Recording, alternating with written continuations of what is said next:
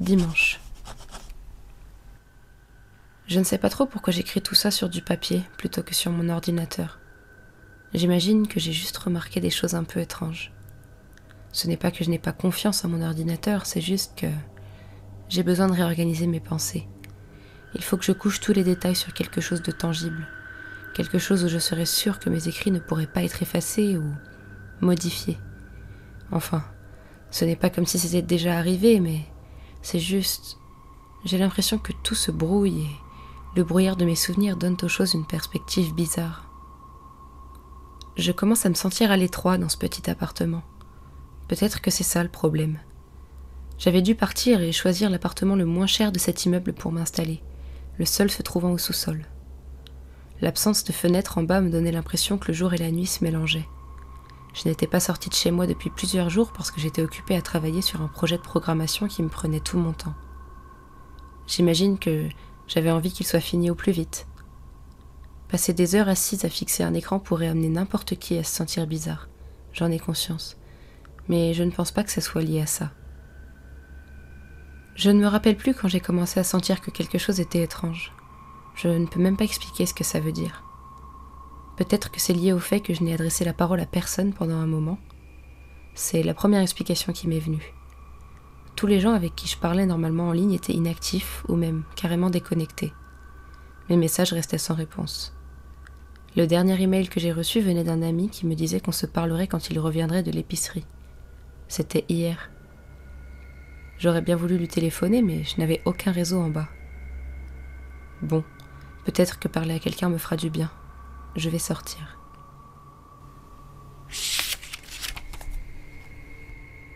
Ça n'a pas vraiment fonctionné.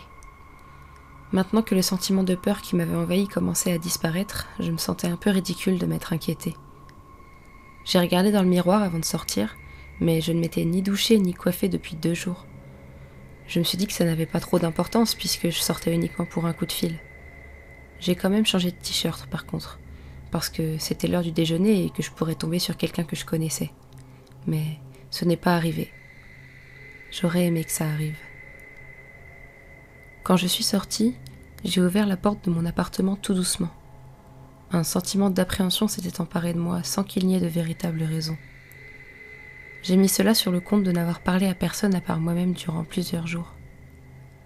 J'ai jeté un coup d'œil au couloir qui se trouvait derrière, couloir rendu encore plus miteux du fait de sa présence en sous-sol. À une extrémité, il y avait une large porte qui menait à la chaufferie de l'immeuble. Bien évidemment, c'était fermé à clé. Il y avait 2 distributeurs de boissons juste à côté. J'avais voulu acheter un soda le jour de mon emménagement, mais je m'étais rendu compte qu'ils étaient tous périmés depuis au moins 2 ans. Je suis pratiquement sûre que tout le monde a oublié que ces machines sont là, étant donné que personne ne descend jamais. Ou peut-être que le propriétaire de l'immeuble s'en fiche complètement. J'ai doucement fermé ma porte et j'ai marché dans l'autre direction, prenant garde à ne pas faire de bruit. Je ne sais pas pourquoi je faisais ça, mais c'était plutôt marrant d'essayer de ne pas faire plus de bruit que le ronronnement électrique des distributeurs. Enfin, c'était marrant au début. J'ai avancé jusqu'à l'escalier et j'ai monté les marches menant à l'entrée principale du bâtiment. J'ai regardé par la petite lucarne carrée de la lourde porte d'entrée et je me suis instantanément figée, presque sous le choc. Ce n'était définitivement pas l'heure du déjeuner. Une obscurité quasi lugubre planait au-dessus de la ruelle sombre, et à l'intersection suivante, le feu tricolore clignotait d'une lumière jaune. De gros nuages noirs et menaçants semblaient suspendus au ras du toit des immeubles voisins. Rien ne bougeait du tout, à part les quelques arbres sur le trottoir dont les branches et les feuilles étaient doucement remuées par le vent. Je me suis mise à trembler, et pourtant, je n'avais pas froid. Peut-être que c'était le vent dehors. Je l'entendais vaguement à travers la lourde porte en métal, constant, froid et silencieux, sauf quand il passait entre les feuilles des arbres. J'ai décidé de ne pas sortir. À la place, j'ai approché mon téléphone de la petite lucarne et j'ai vérifié si j'avais du réseau. Les barres de signal sont montées au maximum et j'ai souri. Il était temps d'entendre à nouveau la voix de quelqu'un d'autre, j'ai pensé à ce moment-là, soulagée. C'était vraiment bizarre d'être tout le temps effrayée pour un rien. J'ai secoué la tête, riant de ma précédente nervosité. J'ai tapé sur la touche raccourcie pour appeler ma meilleure amie, Amy, et j'ai ramené le téléphone contre mon oreille. Ça a sonné une fois, puis plus rien. Rien ne s'est passé. Je suis restée en silence, le téléphone à l'oreille, pendant une bonne vingtaine de secondes, puis j'ai raccroché.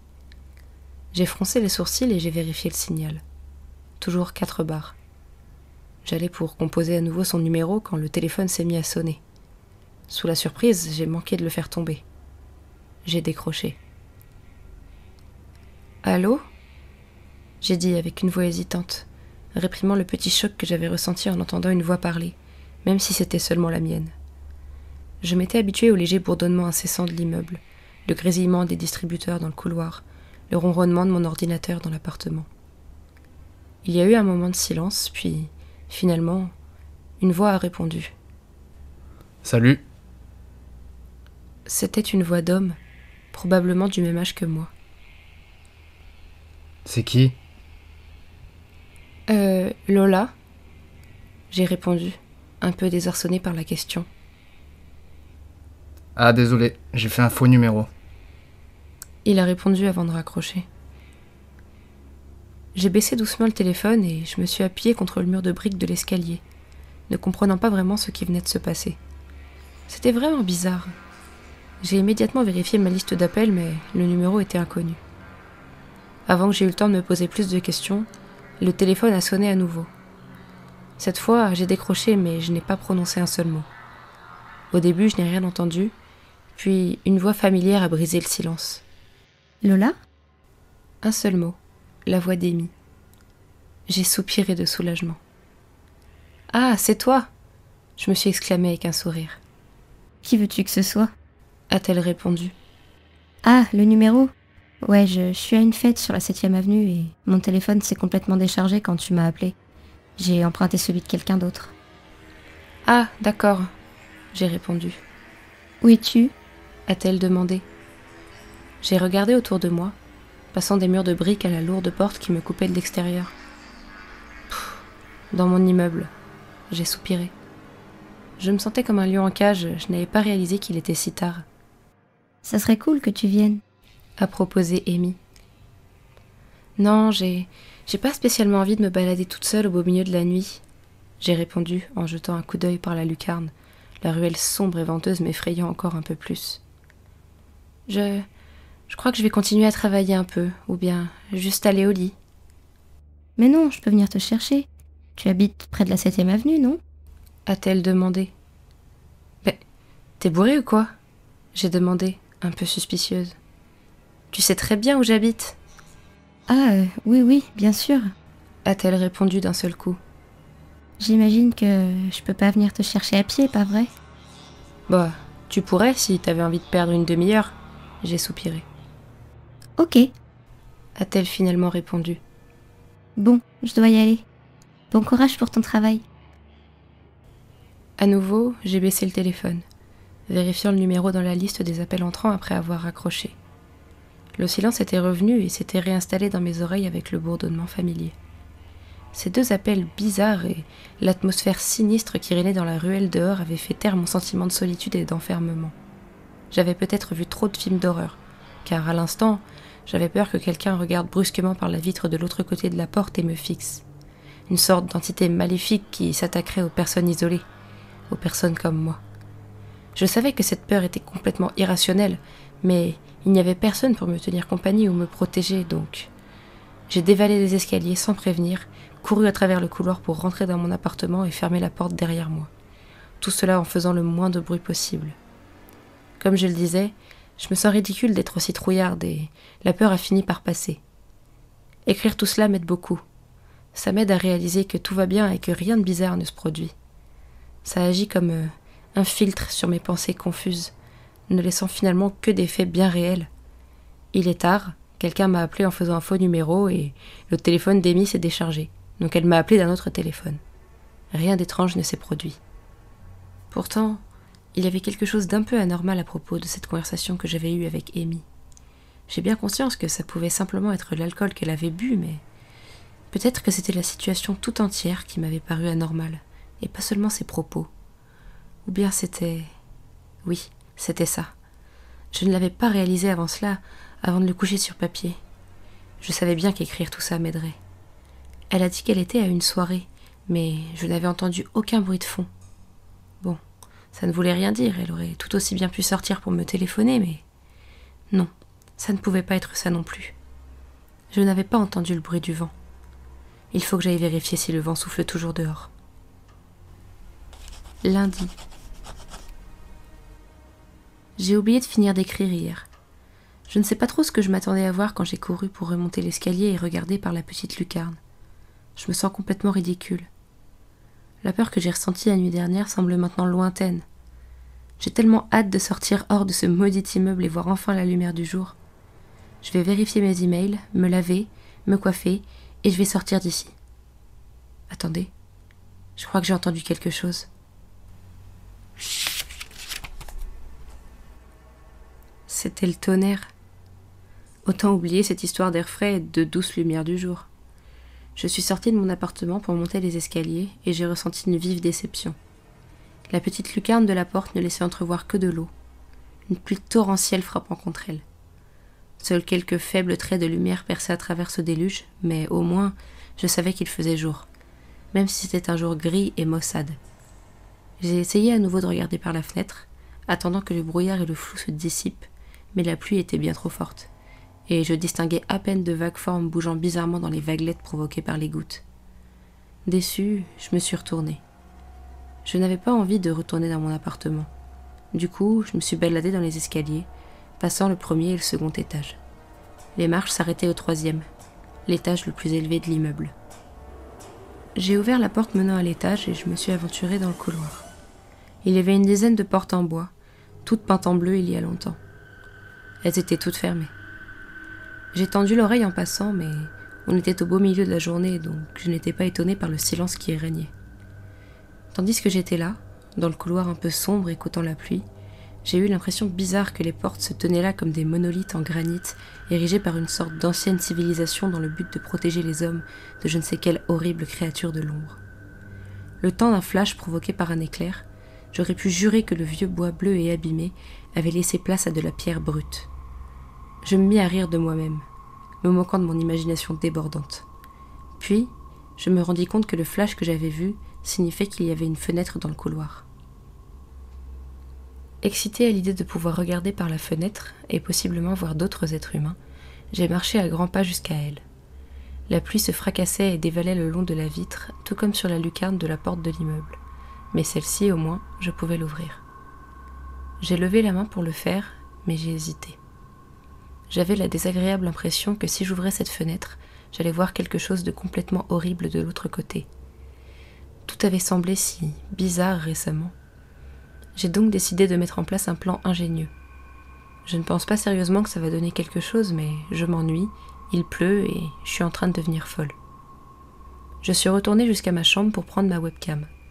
Le cordon n'est pas assez long pour atteindre le 3e étage, du coup, à la place, je vais la cacher entre les 2 distributeurs dans le fond du couloir. Je vais faire courir le fil le long du mur et le faire passer sous ma porte, puis recouvrir le fil avec du scotch noir pour qu'il se confonde avec la couleur de la plainte. Je sais, c'est stupide, mais j'ai rien de mieux à faire. Bref, rien ne s'est passé. Je suis montée dans l'escalier jusqu'à l'entrée, d'un pas hésitant. J'ai posé la main sur la poignée de la porte. Après avoir respiré un bon coup, je l'ai ouverte d'un coup sec sans prendre la peine de regarder ce qui se passait derrière, et j'ai couru comme si j'avais le diable aux trousses jusqu'à mon appartement avant de claquer la porte derrière moi. J'ai fixé la vidéo que renvoyait ma webcam sur mon ordinateur, visualisant le couloir derrière ma porte et une partie des escaliers. Je suis toujours en train de regarder, mais je ne vois rien d'intéressant. J'aurais préféré que la position de la webcam soit différente et que je puisse voir la porte d'entrée. Ah, quelqu'un vient de se connecter. J'ai sorti une vieille webcam qui me restait dans un placard pour pouvoir lancer un chat vidéo avec mon ami en ligne. Elle fonctionne moins bien que l'autre, mais elle fera l'affaire. Je ne pouvais pas vraiment expliquer pourquoi je voulais faire un chat vidéo, mais ça m'a vraiment fait du bien de voir le visage d'une autre personne. Il ne pouvait pas me parler trop longtemps, et nous n'avons abordé aucun sujet vraiment intéressant, mais je me suis sentie mieux. L'étrange sentiment de peur était presque passé. Je me sentais presque mieux, mais il y avait encore quelque chose. quelque chose de bizarre à propos de cette conversation. Je sais que récemment, j'ai souvent dit que les choses me paraissaient bizarres, mais vraiment, mon ami était très vague dans ses réponses. Je suis incapable de me souvenir d'une seule chose qu'il m'ait racontée. Aucun endroit dont il aurait parlé, aucun nom, aucun événement particulier. Mais il m'a demandé mon adresse mail pour qu'on reste en contact. Tiens, j'ai reçu un email.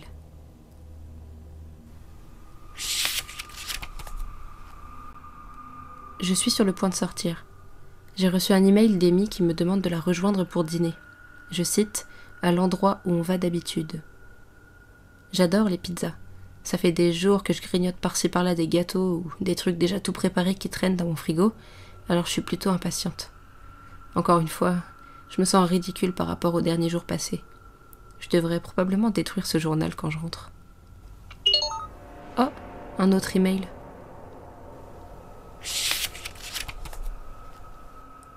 Oh mon Dieu, j'ai failli ne pas lire le mail et ouvrir la porte. J'ai failli ouvrir la porte. J'ai failli ouvrir la porte, mais d'abord j'ai décidé de lire le mail. Il venait d'un ami dont je n'avais pas eu de nouvelles depuis longtemps et s'était envoyé une très longue liste de contacts. Il n'y avait pas d'objet, ça disait simplement « Vois de tes propres yeux, ne les crois pas, ils vont. » Qu'est-ce que ça veut dire, putain? Ces mots m'ont profondément choquée, et je ne peux m'empêcher de les lire et les relire encore. Est-ce que c'est un mail désespéré, envoyé parce que quelque chose de grave est arrivé? Il n'y a ni majuscule, ni ponctuation, et la phrase semble coupée en plein milieu, comme si la personne n'avait pas eu le temps de finir d'écrire. N'importe quel autre jour, j'aurais simplement supprimé ce message, ou je l'aurais envoyé dans les spams, comme n'importe quelle autre chaîne de lettres, mais ces mots, vois de tes propres yeux. Je ne peux pas m'empêcher de relire mon journal et repenser à tous les événements des jours passés, et je réalise soudain que je n'ai vu personne de mes propres yeux, ni même parler à une personne en face. Ce chat vidéo avec mon ami était tellement bizarre, tellement vague et sinistre. Mais maintenant que j'y repense, est-ce qu'il l'avait vraiment été ou est-ce que ma mémoire s'embrouillait? Ce numéro inconnu qui m'avait appelé et à qui j'avais donné mon nom, et bizarrement, Amy qui m'avait appelé d'un téléphone qui n'était pas le sien. Cet ami qui m'avait demandé mon adresse mail. Juste après, j'avais reçu mon premier email depuis un bail. Oh mon Dieu, ce coup de téléphone avec Amy. J'avais dit au téléphone que j'habitais à une 30aine de minutes à pied de la 7e avenue. Ils savaient donc que j'étais près d'ici. Et s'ils essayaient de me trouver? Où sont passés tous les autres gens et pourquoi je n'ai vu ni entendu quelqu'un depuis des jours? Non, non. C'est de la folie. C'est complètement absurde. Il faut que je me calme. Tout ça doit cesser.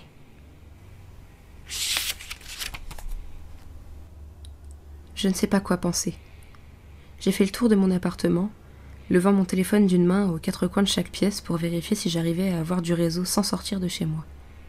Finalement, dans ma petite salle de bain, dans le coin derrière les toilettes, j'ai enfin eu une barre de réseau. Gardant toujours mon téléphone en l'air, j'ai envoyé un texto d'une main à tous les contacts de ma liste.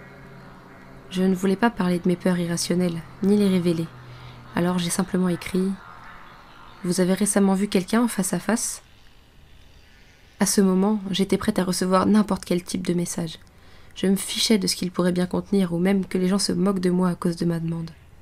J'ai essayé d'appeler plusieurs personnes, sans succès. À chaque fois que je redescendais le téléphone au niveau de mon visage, je perdais complètement le signal. Puis, je me suis souvenu de l'ordinateur, et j'ai couru vers lui, envoyant dans la foulée un message instantané à tous mes contacts qui étaient en ligne. La plupart d'entre eux étaient inactifs, ou avec le statut absent. Personne n'a répondu. J'ai envoyé d'autres messages, de manière presque frénétique, et j'ai commencé à dire aux gens où j'habitais, leur demandant de passer me voir, pour tout un tas de raisons invraisemblables. Je me foutais de toutes les conneries que je pouvais raconter. Je me fichais de passer pour une folle. Il fallait juste que je voie quelqu'un en personne. J'ai tout retourné dans mon appartement, pour chercher quoi que ce soit qui pourrait me permettre d'entrer en contact avec quelqu'un sans avoir à ouvrir la porte. Je sais que c'est fou, que je n'ai aucune preuve, mais si c'était vrai, si tout ce merdier était vrai, il faut que je sois sûre. J'ai scotché mon téléphone sur le mur au-dessus des toilettes, pour garder le signal, au cas où. Mardi. Le téléphone a sonné. Épuisée après la nuit merdique que j'avais passée et tout le cirque d'hier soir, je m'étais assoupie sur mon bureau. Et c'est la sonnerie du téléphone qui m'a réveillée. J'ai couru jusqu'à la salle de bain, je suis montée sur la cuvette des toilettes et j'ai décroché le téléphone scotché au mur avant d'y approcher mon oreille. C'était Amy, et je me suis tout de suite sentie mieux. Elle était très inquiète à mon sujet et avait apparemment essayé plusieurs fois de me contacter depuis la dernière fois où on s'était parlé. Elle est sur le chemin pour venir chez moi et oui, elle connaît mon adresse. Elle n'a pas besoin que je lui donne. Je me sens si embarrassée. Je vais définitivement jeter ce journal aux ordures avant que qui que ce soit puisse le voir. Je ne sais même pas pourquoi je suis en train d'écrire à cet instant précis. Peut-être parce que ce vieux journal est la seule chose avec qui je communique vraiment depuis plusieurs jours. Je me suis regardée dans le miroir avant de venir écrire. Mes yeux sont cernés et gonflés. Mes cheveux sont sales et en bataille et je fais vraiment peine à voir. Mon appartement est une vraie porcherie, mais je ne vais pas le nettoyer ou le ranger. Je crois que j'ai besoin que quelqu'un d'autre voie ce que j'ai traversé, se rende compte de ce que j'ai enduré. Ces derniers jours étaient tout sauf normaux. Je ne suis pas du genre à imaginer des trucs. Je sais que j'ai été la victime d'extrêmes coïncidences et que rien n'est vrai. J'ai peut-être loupé une douzaine de personnes en agissant comme je l'avais fait. J'étais sortie au beau milieu de la nuit, ou pendant l'heure du déjeuner, quand tout le monde était occupé à travailler, manger ou dormir. Tout allait parfaitement bien, et je m'en rends compte maintenant. En plus, durant la nuit, j'ai trouvé quelque chose dans mon placard qui m'a vraiment aidée. Une télévision. Je l'ai allumée, puis je suis venue écrire dans ce journal. Elle est toujours en train de tourner en fond. La télé, ça a toujours été pour moi un moyen de m'échapper, et ça me rappelait qu'il y avait un monde derrière les briques sales de ce maudit immeuble. Je suis contente qu'Amy soit la seule qui m'ait appelée après mes imbécilités de la nuit dernière. Ça fait des années que nous sommes meilleures amies. Je suppose qu'elle ne le sait pas, mais le jour où je l'ai rencontrée compte comme l'un des plus beaux de toute ma vie. Je me souviens encore de ce jour d'été chaud et joyeux où je l'avais vue dans le parc. Jour qui contrastait énormément avec cet endroit sombre, pluvieux et solitaire. J'avais passé des jours dans ce parc, assise au milieu d'une aire de jeu, bien trop âgée pour y jouer, à parler avec elle et à me balader à ses côtés. Ah, quelqu'un vient de frapper à la porte.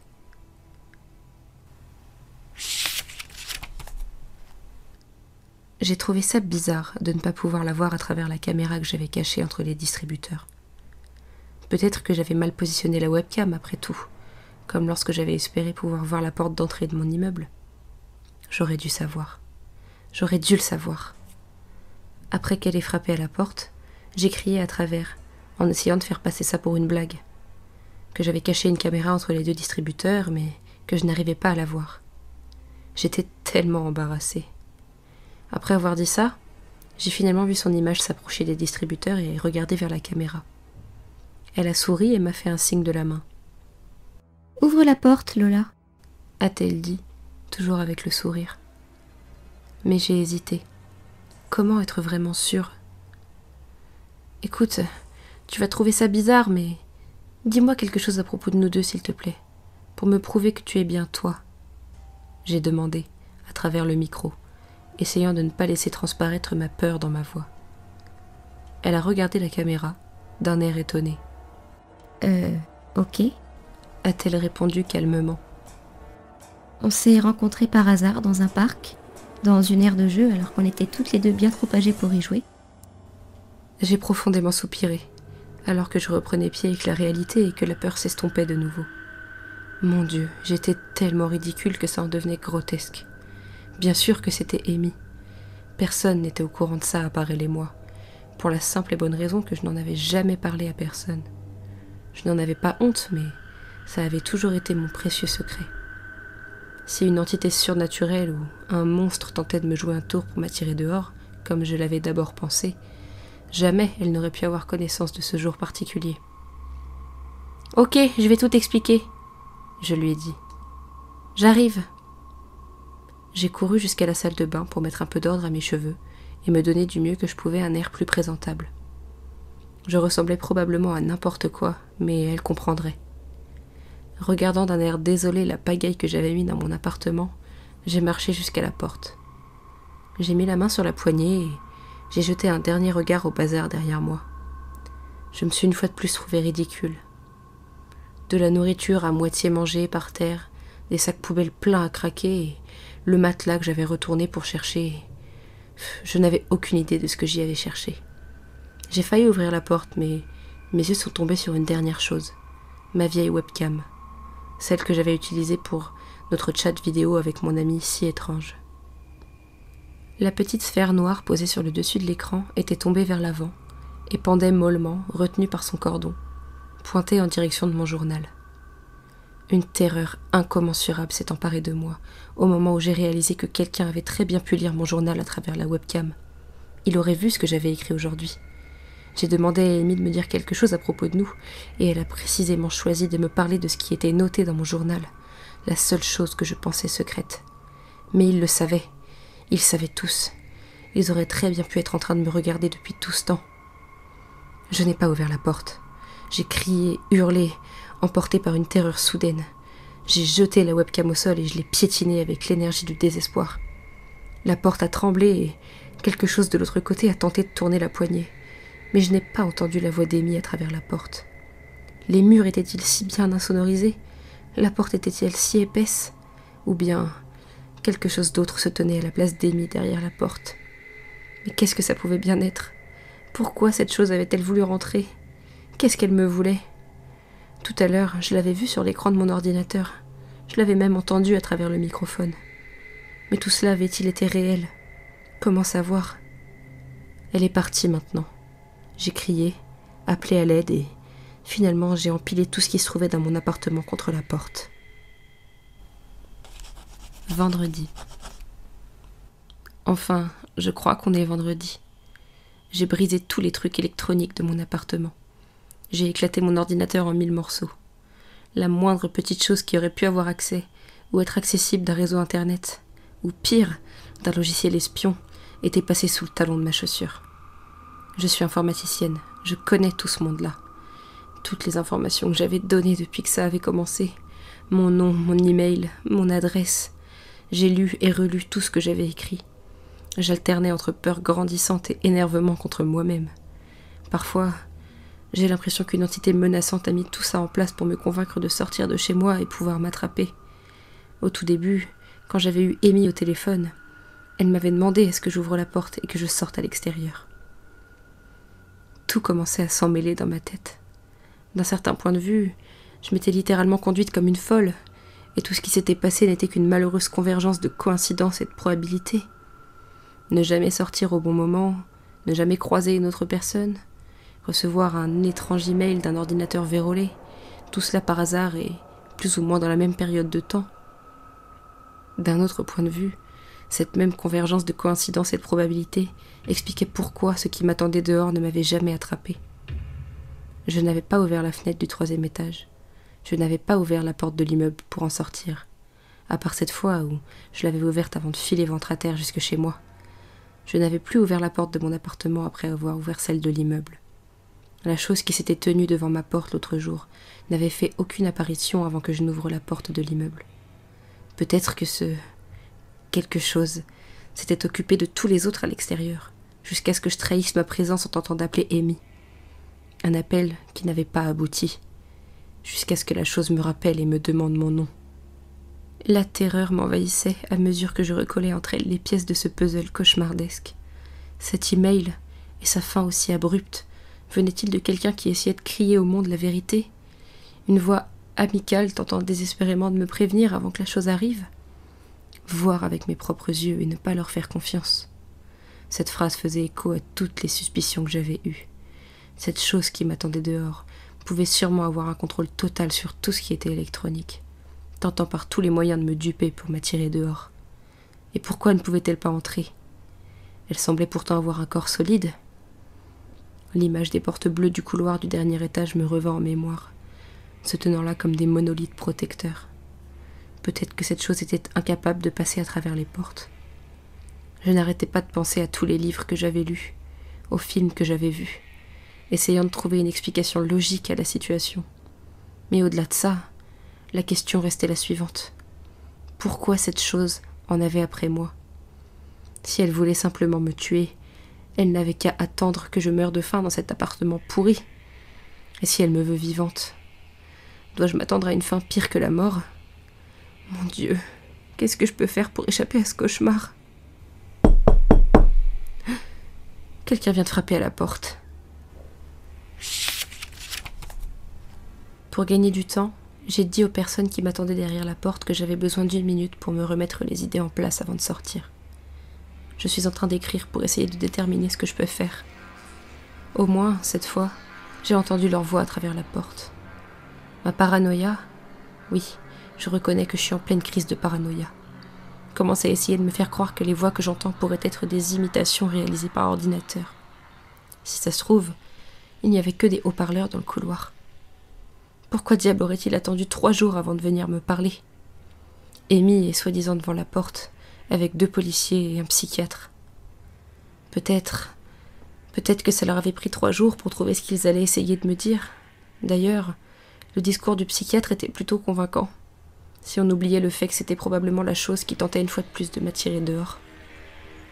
Le psychiatre devait avoir un certain âge, à en juger par sa voix, qui, si elle était légèrement autoritaire, restait douce et apaisante. Je l'aimais bien, cette voix-là. Je suis tellement désespérée à l'idée de voir enfin une autre personne de mes propres yeux. Il me dit que j'ai une maladie qui s'appelle la cyberpsychose, et que je ne suis qu'un cas parmi des milliers. Tout s'étant mis à dérailler après la réception d'un mail qui était passé à travers. À travers quoi? J'imagine qu'il voulait dire que le mail s'était répandu à travers les boîtes, mais sa formulation me rendait encore plus suspicieuse. La chose en avait peut-être trop dit. Il dit maintenant que je fais partie d'une nouvelle vague de comportements déviants, que je ne suis pas la seule à affronter ce genre de terreur irrationnelle, et qu'il peut m'aider à m'en sortir. C'était presque crédible. À bien y réfléchir, le mail que j'avais reçu ne m'avait pas été adressé directement, et surtout, il n'avait pas été rédigé par mon ami. C'était simplement un mail qu'il m'avait transféré. Selon le psychiatre, mon ami avait eu une crise psychotique et avait envoyé ce message, me plongeant moi-même dans un état de semi-démence, durant laquelle j'avais moi aussi envoyé des messages alarmants à tous mes contacts. Il m'expliquait que j'avais peut-être touché quelqu'un d'autre, qui se mettrait à agir de la même façon que moi. Que les messages que j'avais envoyés pourraient être interprétés de 1001 façons par une personne paranoïaque. Il m'expliquait qu'il n'avait pas envie d'en perdre encore un autre, que les gens comme nous étaient trop intelligents, et que c'était au final notre plus grande faiblesse. On réfléchissait trop, et on voyait des liens là où il n'y en avait pas. J'étais bien forcée d'admettre que c'était une putain de bonne explication. Elle expliquait tout et justifiait de manière précise. J'avais toutes les raisons du monde de me défaire de ce cauchemar et de cette idée complètement folle qu'une chose menaçante tentait de me faire sortir de mon appartement pour me capturer et me faire du mal. Il aurait été complètement fou, même stupide, après avoir entendu cette explication, de rester enfermé ici et de me laisser mourir de faim en espérant que la chose finisse par s'intéresser à quelqu'un d'autre. Il aurait été complètement fou de penser de cette façon, de croire que j'étais probablement l'une des dernières personnes en vie sur cette planète, cachée dans mon sous-sol, pensant qu'une terrible chose voulait absolument me convaincre de ma folie pour m'obliger à sortir. C'était somme toute une parfaite explication psychiatrique à toutes les choses que j'avais vues ou entendues, et j'avais toutes les bonnes raisons pour oublier ma peur et ouvrir la porte. Et c'est précisément ce que je ne vais pas faire. Comment pourrais-je être sûre? Comment puis-je faire la différence entre ce qui est réel et ce qui est une illusion? Des signaux à travers des caméras, des fausses vidéos, l'illusion d'un appel téléphonique, la lecture d'un email, même la télévision qui gisait là sur le sol. Comment pouvais-je être sûre que c'était réel? Des signaux de lumière, des ondes. Merde, la chose est en train de frapper contre la porte. Elle essaye d'entrer. Qu'est-ce que ce truc pourrait utiliser pour reproduire le bruit d'un être humain se jetant contre une porte? À présent, je vois tout de mes propres yeux. Tout ce qui pouvait altérer ma perception a été détruit. Cette chose ne peut pas servir de mes yeux pour me remplir le crâne de ces illusions. Pas vrai? Vois avec tes propres yeux. Ne les crois pas. Mais, attendez. Est-ce que ce message désespéré me disait de ne croire que mes propres yeux? Ou bien me mettait en garde contre eux aussi? Oh merde! Quelle est la différence entre une caméra et mes yeux? Les deux se chargent de transformer de la lumière en signaux électriques. C'est exactement la même chose. Je ne veux pas être victime d'une illusion. Je dois être sûre. Je dois être sûre. Date inconnue. J'ai demandé du papier et un crayon, jour et nuit depuis mon arrivée. Et aujourd'hui, ils m'en ont enfin donné. Qu'est-ce qu'ils voulaient que j'en fasse de toute façon? Que je tente de m'arracher les yeux avec? Maintenant qu'ils sont crevés, ce n'est plus la peine. Je ne sens plus les bandages sur mon visage, et la douleur est passée. J'imagine que c'est une des dernières chances que j'ai d'écrire quelque chose d'intelligible, étant donné qu'avec la perte de la vision, ma main va progressivement oublier les mouvements à réaliser. Ça me fait du bien d'écrire. C'est le souvenir d'un autre temps, parce que je suis certaine à présent que tous les gens qui restaient sur Terre sont morts, ou pire encore. Je m'assois contre le mur capitonné de la chambre, jour et nuit. La chose vient m'apporter de l'eau et de la nourriture tous les jours. Elle se masque en se faisant passer pour une gentille infirmière ou un sympathique docteur. Je pense qu'elle sait que mon ouïe est plus aiguisée depuis que j'ai perdu la vue. Elle imite des conversations dans les couloirs, espérant sûrement que je puisse les entendre. L'une des infirmières dit qu'elle va bientôt avoir un bébé. Un autre va partir en vacances en Europe. L'un des docteurs a perdu sa femme dans un accident de voiture. Mais rien de tout cela n'est réel. Rien n'a d'importance. Ça ne m'atteint pas.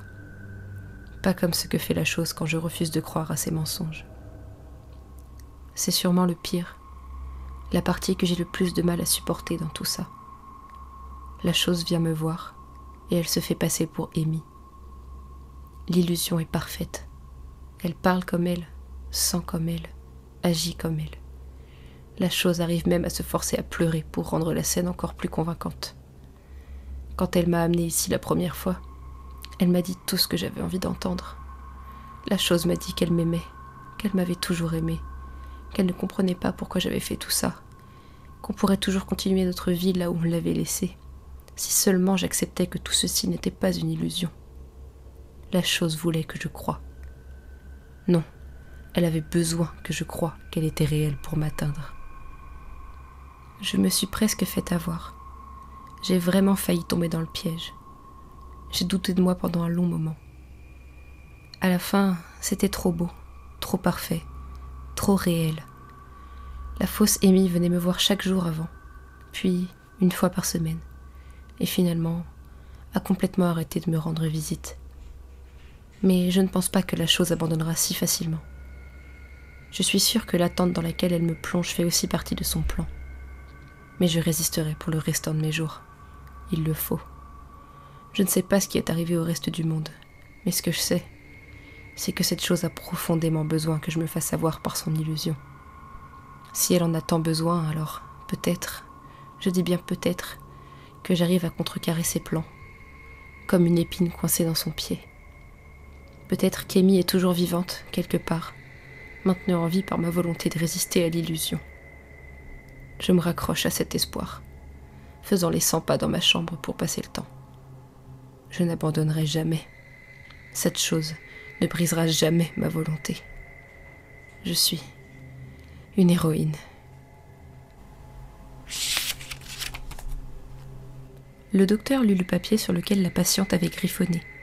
C'était presque illisible, de l'écriture tremblante et maladroite d'une personne qui ne pouvait plus voir. Il eut presque envie de sourire devant la volonté inébranlable de cette femme, un lointain souvenir de ce qu'avait été la rage de vivre des êtres humains. Mais il savait que cette patiente était complètement folle. Après tout, une femme saine d'esprit se serait fait avoir par l'illusion il y a bien longtemps. Le docteur voulait sourire. Il voulait chuchoter des mots d'encouragement à cette femme complètement folle. Il voulait crier, se débattre, mais le filament nerveux resserra sa prise autour de son cerveau et dans ses yeux, et le força à agir autrement. Son corps avança, dans la cellule capitonnée, comme celui d'une marionnette dépourvue de vie, et le docteur s'entendit dire à la patiente, encore une fois, qu'elle avait tort, et que personne n'essayait de lui faire croire à une illusion.